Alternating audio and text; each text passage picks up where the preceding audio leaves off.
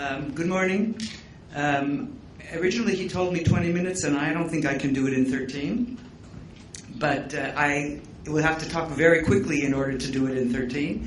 I'm, first of all, to say that thank you for inviting me. It's very nice to be here. It's also an opportunity to experience different weather. In Israel, it's 19 degrees. And we never see snow, so thank you for the snow. What I would like to do is I will first present briefly the Israeli healthcare system, and then I will talk about Maccabi healthcare services and how it functions within the Israeli system. And I will try to, I've been here for a couple of days talking to different people from your healthcare system, so I will try where I can to make comparisons.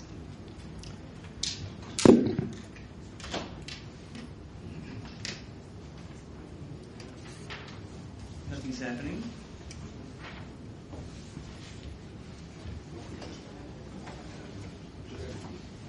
All right, here we go. First of all I did so that we can all be oriented, I did a very simple comparison between the Israeli healthcare system and the Serbian healthcare system, and as you can see, our populations are not so different in size. And however, there's a big difference in annual growth rate of the population. The Israeli population is still growing. Also, the Israeli population is younger. The Serbian population is older. We have more doctors in Israel per population than you do.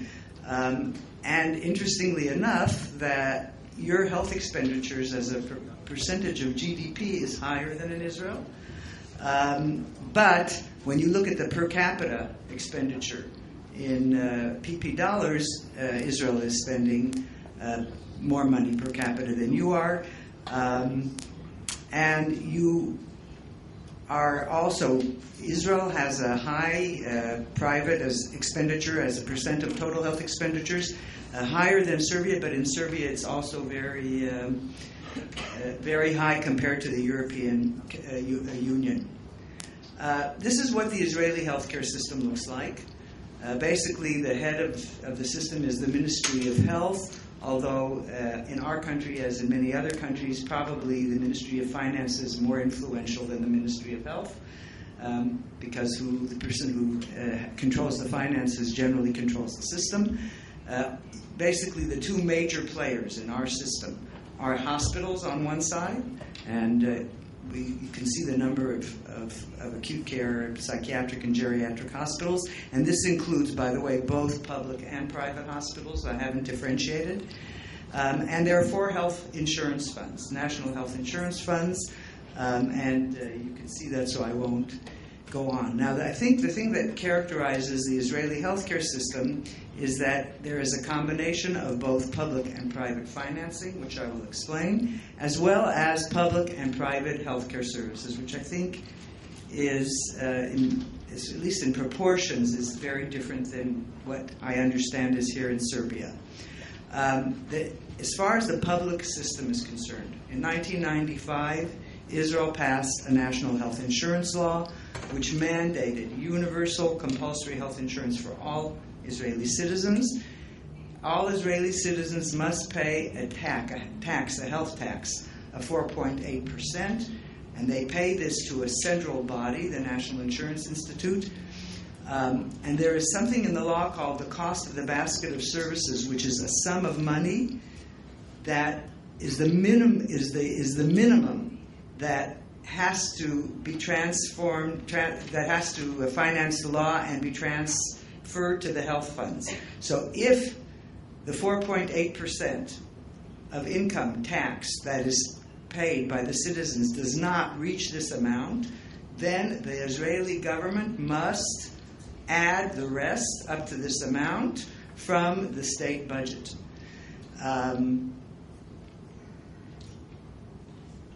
Now, basically, the coverage for healthcare services is provided by 4 competing nationwide health funds, which is different than here, where you have one national health insurance fund. In Israel, there are 4. They all 4 operate statewide, and they compete with each other. Some of them are quasi-public. For example, the largest one, which you saw in the slide, Klalit, is owned by the National Labor Union. It covers 54% of the population, whereas others are private, not-for-profit mutual organizations like Maccabi. Basically, we are financed primarily by age-related capitation payments, which constitute the 85 to 90% of our total income, and we also have some co-payments and also some other incomes from things like car accidents and supplementary health insurance. Now, every citizen is required to be a member of one of these health funds. They have free choice. They can change, basically, they can change twice a year if they wish. But very few, by the way, patients do that. Most people, I think the rate of movement from one health fund to the other is about 1.2% per year. So people don't move very much. The health funds must accept everybody who wants to join. They can make no selection.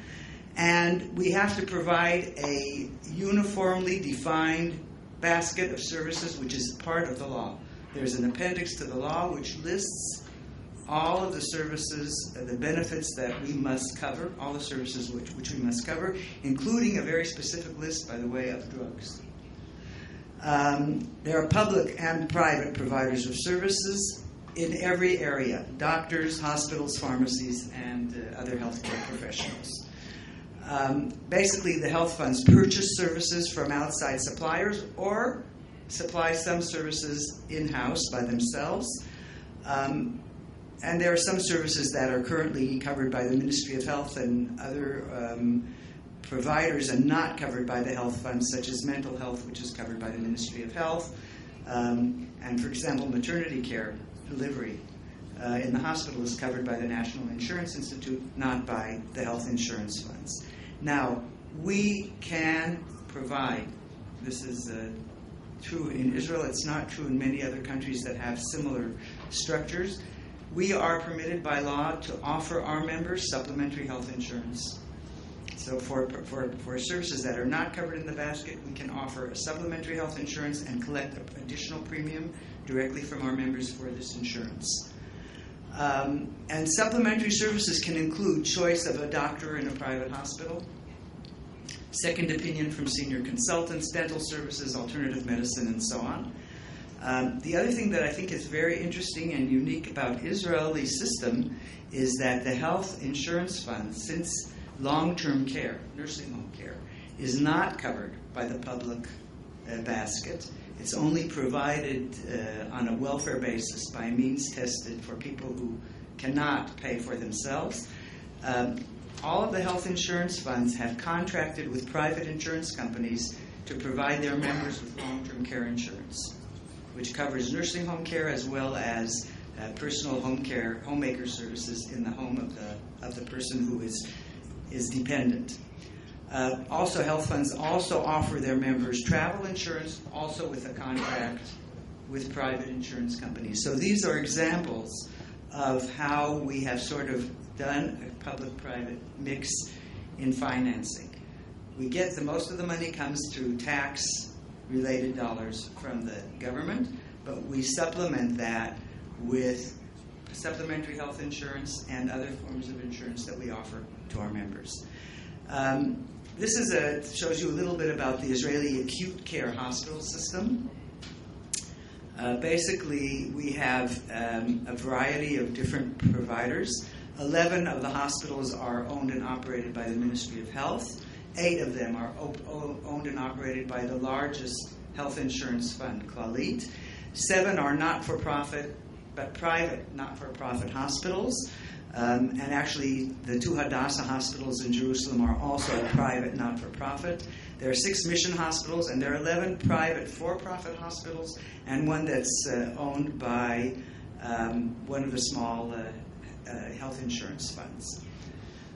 All of these hospitals have outpatient services, and all the public hospitals have emergency rooms.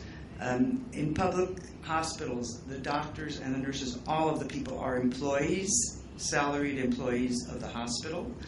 And actually the way they determine staffing is linked with the number of beds. in each department. Now, hospitals, and I think this is similar to Serbia, hospital doctors may have private practices outside of the public hospital. So after hours, they can have their own private practice, or they can contract with the health insurance funds to provide services in the community. And that's pretty much overall a picture of the Israeli healthcare system. I hope we will have time later in the discussion, and if you have questions, you can ask. Now let me tell you a little bit about Maccabi. Maccabi is the second largest and fastest growing health fund in Israel. It's a not-for-profit mutual, basically set up by its members and still governed by its members. It's a recognized health fund under the law. It provides the public basket of services, and it supplies services to its members both via its own facilities and outside providers, both public and private. So we have about 1.9 million members right now, which is 25% of the population. We have 5,000. We are contracted with 5,000 physicians, 85% as independent contracted doctors. And I want to take a minute here to just make this point, because I understand that in Serbia, the majority of the doctors, both in the community and in the hospital, are all salaried employees. In Maccabi, the majority of doctors are private, independent doctors working in their own clinics who have a contract with Maccabi to provide services to members. And the important thing about this, I think, is that the contract, in a minute I'll talk about how we pay them, but basically the contract is very much linked to productivity in terms of the way in which they're paid. The other thing is that these 5,000 physicians are all in the community, and that Maccabi, as a matter of philosophy, has committed itself over the years to creating a community-based, the most sophisticated community-based healthcare system that it can, so that everything that modern medicine enables to happen in the community happens in the community, and people only go to the hospital as a last resort if there's no other option. But we try to give the majority of care in the community. We contract with all of the public acute care and geriatric hospitals, not psychiatric, because that's still the responsibility of the Ministry of Health. Maccabi owns, as a subsidiary organization, the largest private hospital network. We own a network of for-profit hospitals. It's the largest network in Israel with 13 facilities across the country. We contract with almost all of the private pharmacies, but we also have 53 of our own. And our income budget is about 1.7 billion euro per year. Now, one of the things, we selectively contract with providers. I am running over. As you can see how we pay our doctors, basically the payment is tied to performance. I think that's probably the most important thing to say here. 91% of our expenditures are medical, and as you can see, we are consistently, Maccabi is consistently in the black. And Kupat Cholim Klalit, which is the largest one, is consistently in the red. And maybe there's probably a lot of reasons for this, but one of the things that might be said here is that Klalit still has a majority of its doctors and providers are salaried, whereas in Maccabi, the majority of providers are under contract.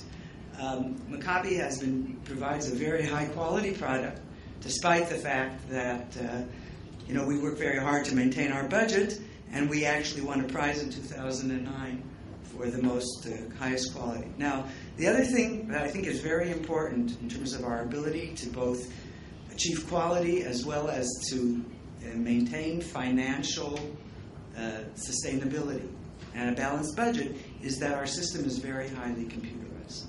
And we've had our doctors working on electronic medical records for over 20 years. So every provider working with Maccabi works with an electronic medical record. Every transaction is computerized. The referral and receiving of results from the laboratory is computerized. Prescriptions are e-prescriptions. We do e-consultation. We have a lot of telemedicine services. And we have a patient website which gives patients access to their own information. And now I'm at the end. What I would like to do, rather than so that you can see it in action, is I have a short movie which I would like to show you, which will give you, I think, a better feel for how the Maccabi system works.